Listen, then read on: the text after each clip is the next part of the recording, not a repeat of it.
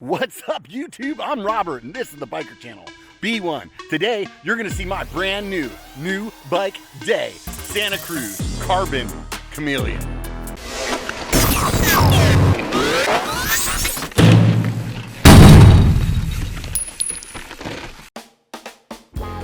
Not too long ago, I told you guys about everything I love about my aluminum Santa Cruz Chameleon. However, at the end of the video, I left you guys with a little bit of a cliffhanger. I'm gonna leave you guys with one thing, and you're gonna have to wait for another video to find out why. As much as I love this bike, I'm taking it home, I'm washing it, and I'm gonna sell it. Well, I can finally let you guys know why I wanted to get rid of my aluminum Chameleon. One reason. Carbon. So I was all stoked, riding the hell out of my Chameleon, and one day I decided to swap bikes with my buddy Richard from Sticker. Yep, he's wearing jorts.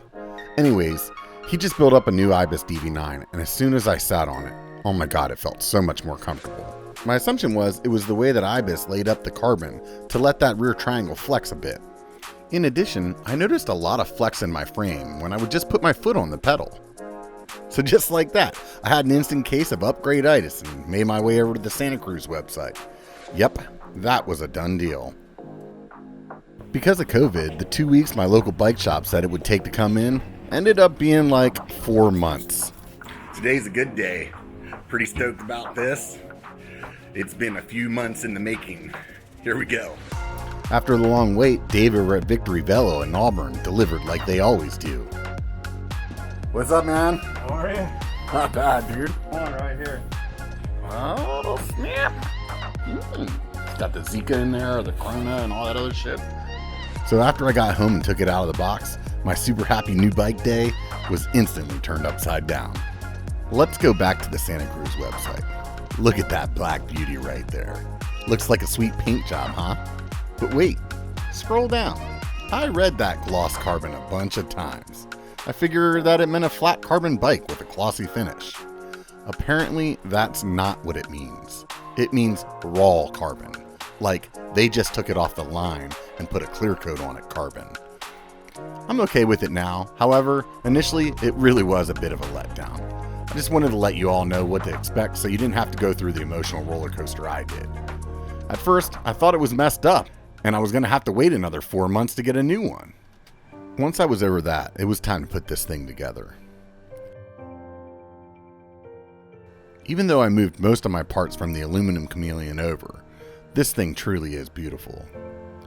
There were a few new additions. I used a PNW stem and handlebar. All of their parts are superbly machined and have great aesthetics.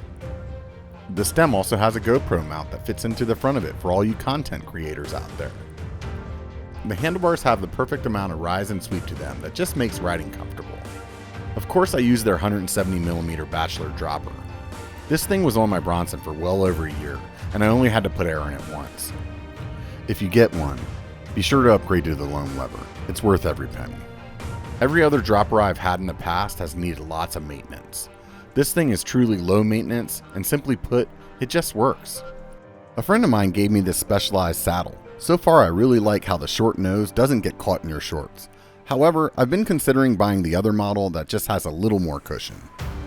Even though SRAM NX now has Eagle, I decided to go with the GX Eagle group set.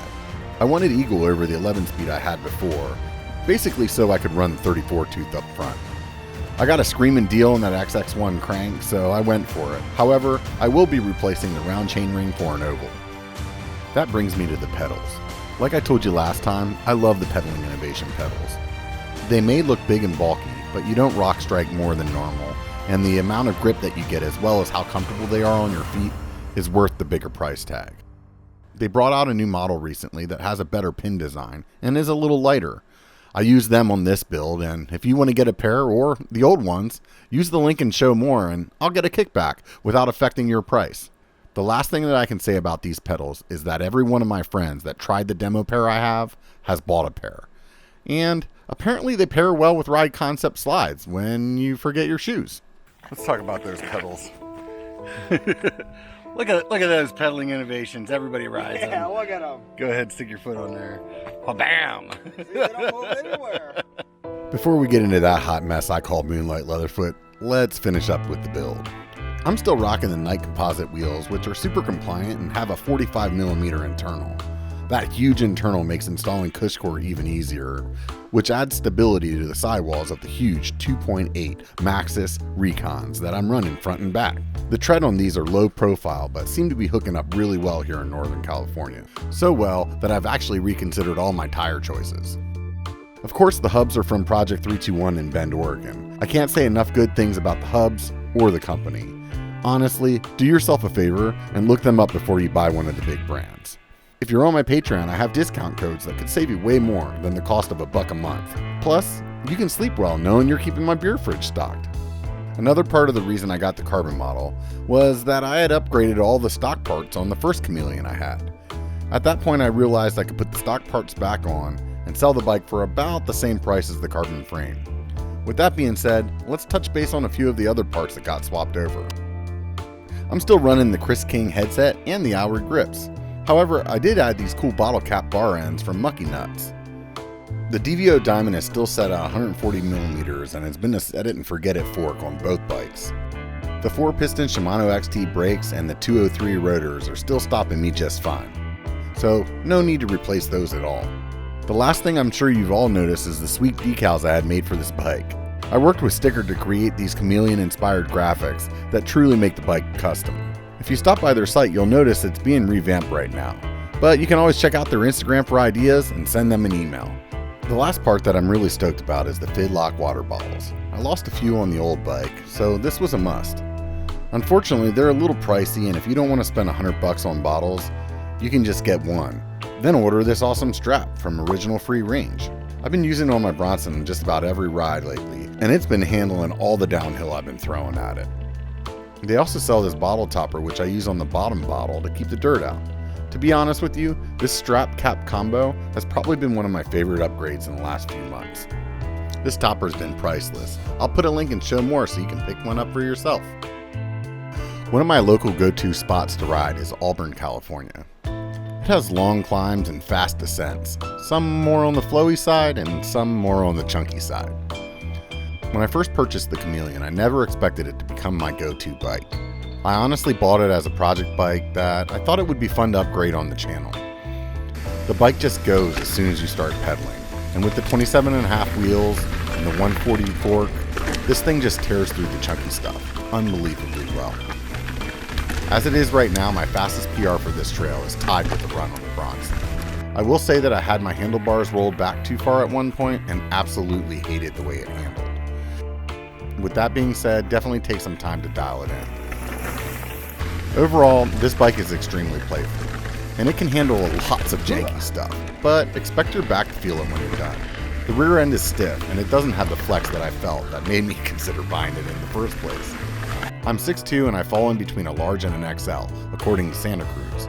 The last one was a large, but I bought this one in XL thinking it would be a little more stable on the chunky DH, which it is. My only complaint about this bike is that the seat tube on the XL goes up way too high. I swapped my 170mm dropper from the large, and it's basically slammed in the XL. I'm not sure if there's a design reason for that, but if it were up to me, it would be lower so you could fit a 200 in there. Well, there you go. Now you know what I've been teasing over the last few weeks.